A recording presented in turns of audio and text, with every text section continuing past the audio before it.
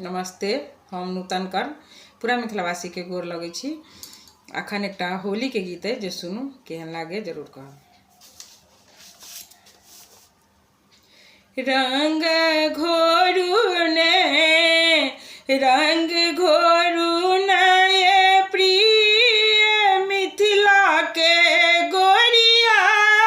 रंग घोरू ने रंग घोरू नए प्रिय मिथिला के गोरिया।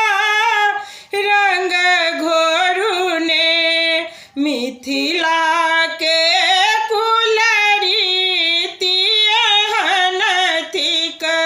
मिथिला के कुलरीति हनथिक खेलत फागु सब जोड़ी। रंग घोरू ने रंग घोरू नए प्रिय मिथिला के गोरिया। रंग घोरू ने रंग घोरू